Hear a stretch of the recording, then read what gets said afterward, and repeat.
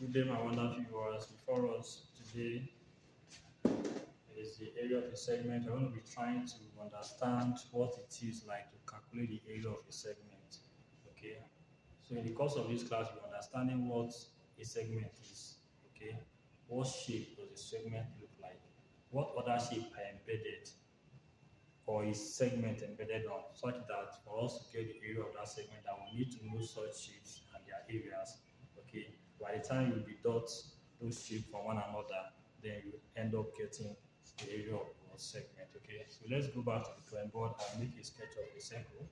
Okay, this is what a circle. Now we're already familiar with parties of the circle. Okay, this is the center of the circle. A line drawn from the center to any part of this curved part, known as circumference, is known as what? Radius. Then we have another radius on this side. Okay, so we have two what? Two radii, right? Then the angle at the center here is what? Theta. Now, if you notice from this point here to this point, if you connect them together like this, okay, we have formed another additional shape. Okay, so inside this very portion now, this place is what we call what segment. Okay. Now, this segment is embedded on what? On a sector. So if you have your sector like this, okay, this is our sector.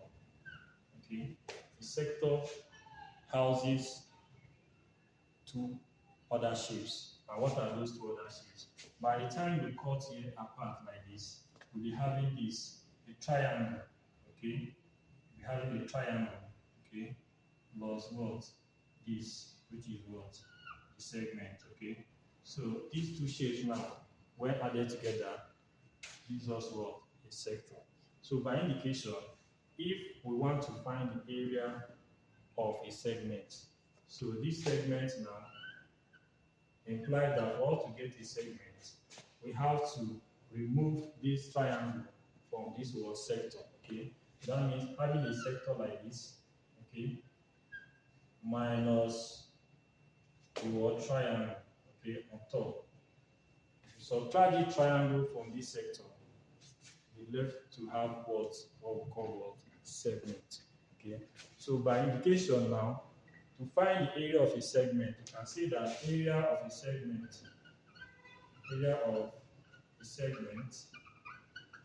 is equal to what? Area, okay, of a sector minus area of what? A triangle. Okay, so whenever you subtract the area of a triangle from the area of a sector, okay, we arrive at what? Area of what? A segment. Okay, so from here now, we're already familiar with the formula for calculating the area of a sector. Okay, and that is, I told us that the area of a sector is a fraction of the area of a circle. Okay, in terms of angle. So I'm going to have this as theta all over 360 times pi what? R squared. And that's the area of what? This very what? Sector. Now, what's the area of this triangle? The area of the triangle, as you all know, is taken as half base times R. That is when the triangle is a right angle, like a triangle of this nature. A right angle, having a right angle here. A right angle, 90 degrees. So here is the base, and here is the what? Height. So the area will be half base times what? Height. But if you are given a triangle of this nature, let's say I give a triangle like this, okay, and we have an angle of inclination here, okay, and we have, let's say we are given something here, then we'll now have another one here, okay. Now, because we have two sides given with one angle, so I want to consider this place and this very place, okay. So with regard to what? Reference to this very angle we have here.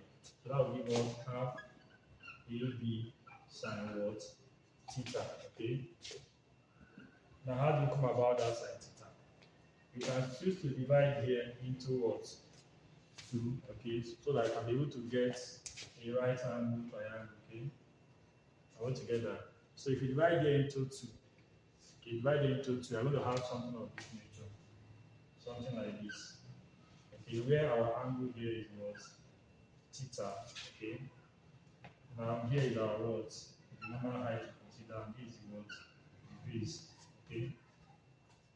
So from here now, let's now relate this, what I just explained here, to the case of this.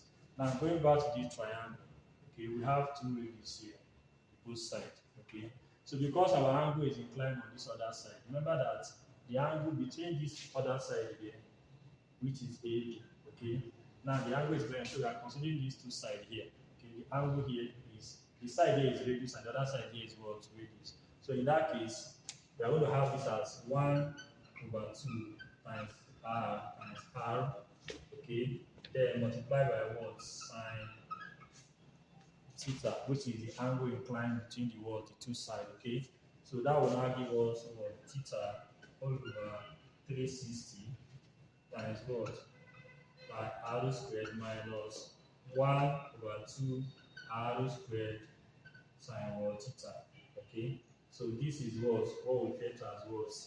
The area of a what? A segment. This very formula you are seeing here is the very formula we apply to find the area of a segment. So segment, just like I've told you before, you need to consider two shapes, a sector and a what? A triangle.